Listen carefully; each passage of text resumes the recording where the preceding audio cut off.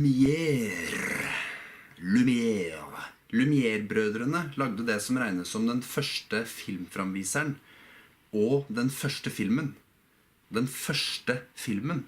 I 1895, noe vi i dag ville kalt en kortfilm, 50 sekunder lang, La sortie des ouvriers de l'usine Lumière. Workers leaving the Lumière factory. Det var rett og slett bare et opptak av arbeidere som ferdig på jobb og går ut av en port. Det var stor suksess, folk syntes det her var veldig morsomt å se på, og ballen begynte å rulle fort. Lumière-brødrene lagde masse flere filmer, over 1400 faktisk. Det var som regel bare opptak av folk som gjorde ting, fransk hverdagsliv, et tog som ankommer, folk som spiller kort, mating av en baby, en smed som jobber, aktiviteter i en gate, den type ting. De trodde faktisk at denne kinematografen ikke skulle ha noe særlig nytte, men hva det jeg driver med? Anmeld film? Virker som det hadde en viss nytte allikevel. Film kanskje ikke nyttig, men da har den holdt seg relevant i over 100 år. Lumière tar egentlig bare for seg masse, 108 for å være eksakt, filmer laget av Lumière-brødrene. Det en fransk fortellerstemme som forteller om filmene. Han har god stemme. Fransk jo ganske behagelig å høre på også. Og det ganske interessant å høre han påpeke hva du skal legge merke til, hva du skal se etter, hva som bra. Ja, det som verdt å nevne om filmen da, på en måte. Kanskje det mest fascinerende av alt bare å se ekte folk fra 1895 gjøre hverdagsting. Hvordan de kler seg, ter seg?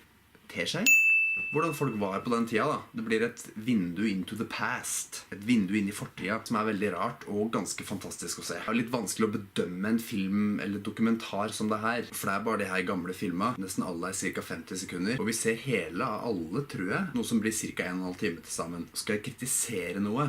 Det ikke det at det blir kjedelig eller noe sånt. Det var kanskje helt på grensa til at det ble litt langt, men det gikk bra. Men fyren påstår at Lumière, at de fant opp veldig mye. En del jo åpenbart første film, og filmer som var suksess pleide de å lage på nytt, så de fant opp på en måte remaken. Men fant de virkelig opp alt det de påstår, bare fordi du gjør noe første gang tilfeldigvis, så ikke akkurat det samme som å finne opp sjangeren. Det i hvert fall ikke bevisst da. Og det blir kanskje litt mye sånn, se på den fantastiske komposisjonen her, og den fantastiske timinga, og det liksom alt perfekt og fantastisk.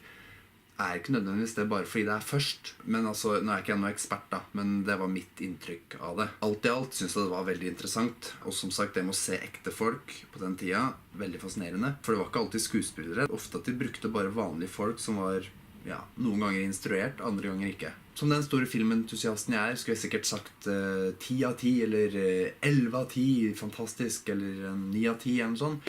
Jeg tror jeg lander på en 7-er, men det vanskelig å bedømme.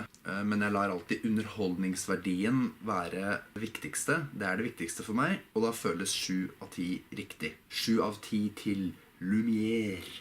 Det en veldig interessant, fascinerende dokumentar, bare fordi at det så gammelt, og liksom grunnleggende, og alle filminteresserte burde ta en kikk på den her. Det presenteres på en veldig bra måte. Kanskje hvis det hadde vært norsk fortellerstemme, så jeg slapp å sitte og lese teksten sånn veldig hele tida. Kanskje ville det vært en 8er da.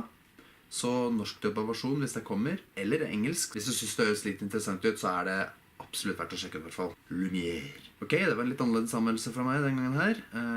Historien bak hvorfor skal jeg kanskje gi deg en gang. Vi får se. Lumière, kommentere, abonnere, like eller dislike. Ok, takk for meg.